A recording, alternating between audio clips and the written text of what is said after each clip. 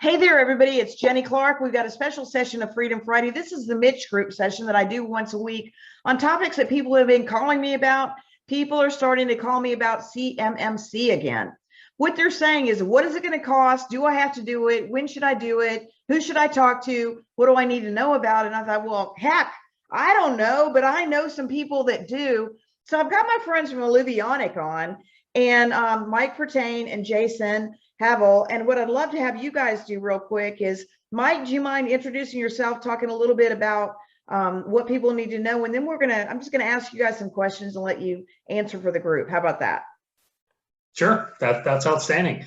Hi, nice to meet everybody. Happy Friday. Hopefully your Friday is going well and you have a good weekend plan. My name is Mike Pertain. I am the Governance, Risk, and Compliance Cybersecurity Director for Alluvionic.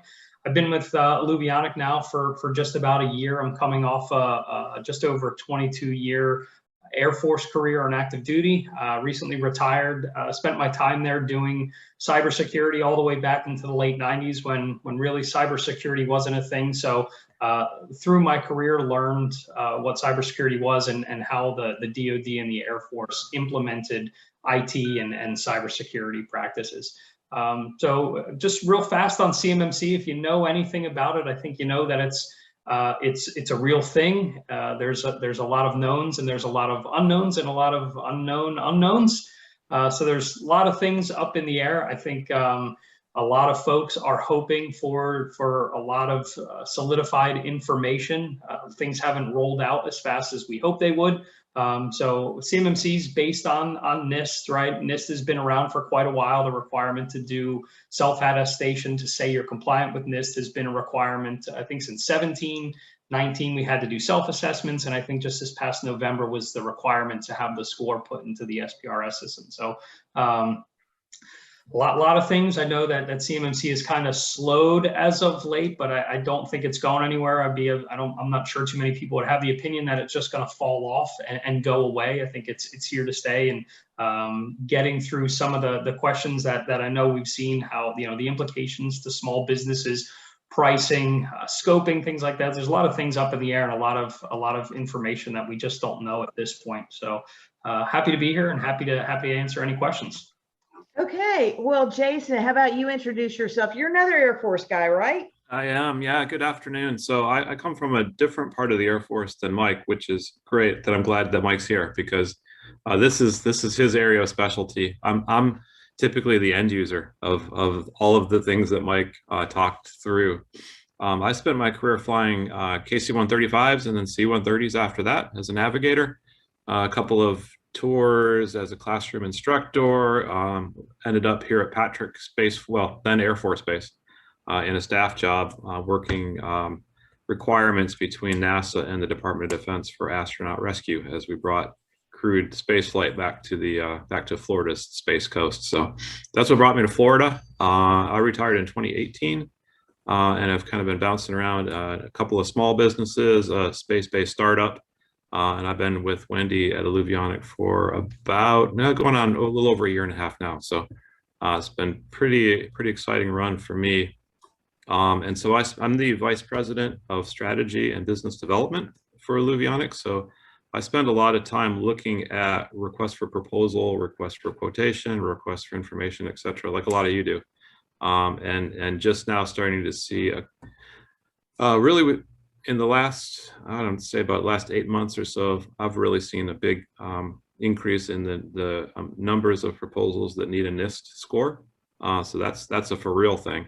And then I've also seen a handful that are 1-year contracts, a 12-month contract with 4 1-year or 4 extensions with indications written within those RFPs that CMMC would be a requirement by the end of the contract. So for the one that I'm thinking of in my mind, it wasn't a requirement to actually put in a proposal, but they wanted the people putting it in to know that CMMC was probably going to be a real thing by the end of the contract if you had all of those extensions. So that's a little bit about me. I think really our key presenter and question answerer is probably Mike, and then I can kind of chime in as needed as we go. Well, that sounds good because I think I will have you pop back in when we talk about what do you see and show up in the proposal side, because I am always working with people kind of after the fact, in the sense of I'm showing them how to keep track of their costs, how to control it, how to get the information for pricing strategy. And my biggest concern has been all along the government saying stuff like it's only going to cost $3,000. Well, I don't know what you're drinking, but that can't be.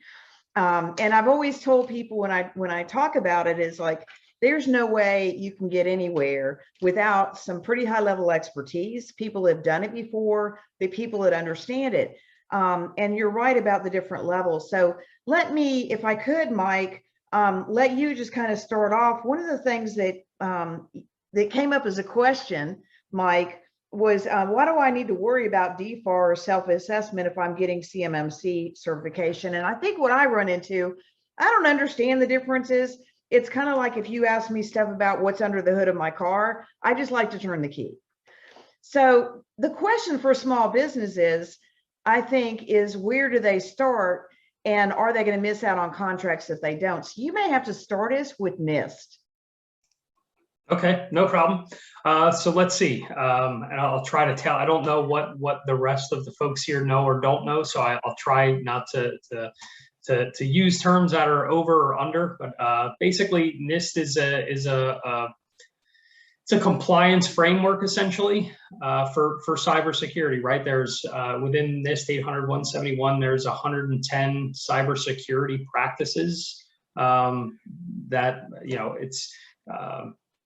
Best practices, I think, is a good word to use for it in the cybersecurity realm of things that are a good idea to do within cybersecurity, right? So a long time ago, I mean, cybersecurity compliance or IT compliance has been around for a long time if you've been in the industry. So it was built off just the need for companies, especially the defense industrial base, to make sure that their cybersecurity hygiene was there, right? That folks in the defense industrial base or companies in the DIB were doing just the basics to make sure that they had a decent cybersecurity posture.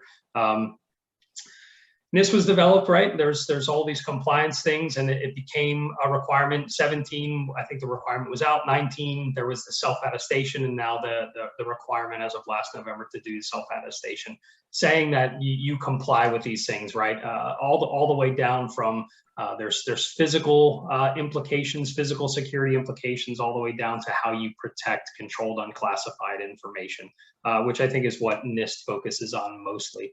So then NIST was kind of the backbone for CMMC. CMMC essentially pulls from the NIST requirements. There's, if you get up into CMMC level 3, there's only 20 different practices between CMMC level 3 and the NIST 800-171, they call them the Delta 20. So realistically, if you are compliant with NIST with all of those 110 areas, you are fairly close, or you're 20 practices away from being compliant with CMMC level 3, with the exception of NIST doesn't require policy and procedural documents, right? They require POAMs and SSPs, which for CMMC certification, it's black and white. You can't have any POAMs. All of your a POAM is plan of action, a milestone, right? So if you have a gap, or if you don't have a cybersecurity practice in place, that you're working towards it. So when it comes to CMMC certification, you can't have any POAMs that are open. All of your practices, so to speak, need to be complete, or those controls need to be in place.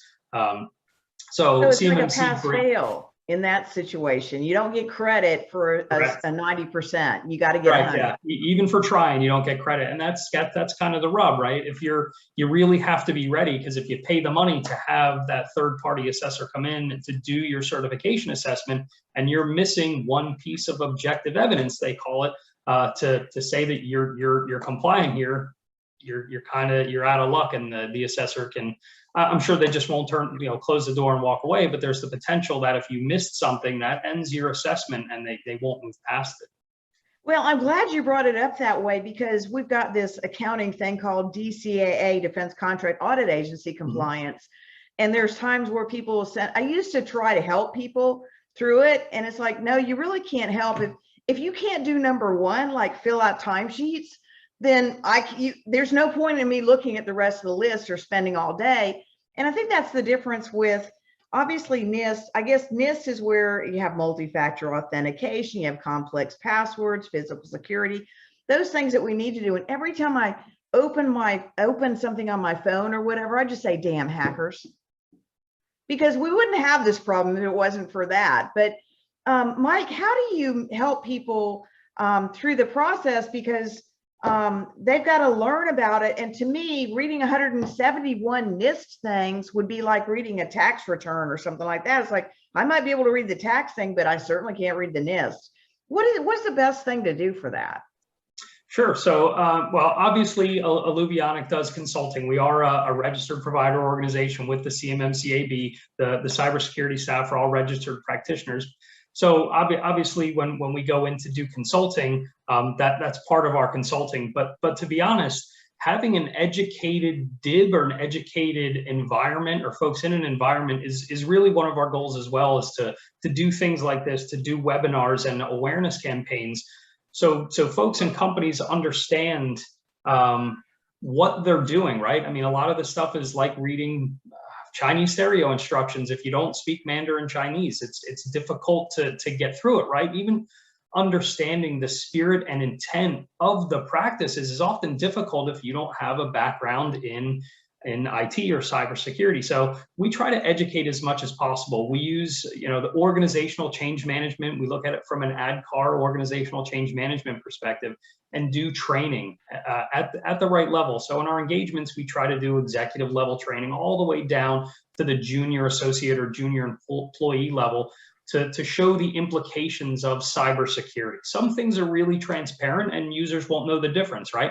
Multi-factor authentication creates a little bit of complexity, but how data is stored or how it's backed up, most of the time employees don't see that. But there are some physical security things or there are some cybersecurity practices where there are implications to employees. So training at the appropriate level and constantly having an effective awareness campaign, consistent awareness campaign is really important, and doing training is really, really important, and to do it once and then repeat it and then to have continuity there. So we're not just putting it out there and then we don't dust it and look at it ever, but constantly having that as a portion of onboarding or annual recurring training to make sure that the folks in the company understand if you do have sensitive data, whether it's related to defense industrial base or contracts of that nature, sensitive data is sensitive data. And if it needs to be protected, folks have to know how and why. Well, that you talk about it because it's about the weakest link. If you're not educating your entire workforce, you're always vulnerable. I had a client that it was a very small company.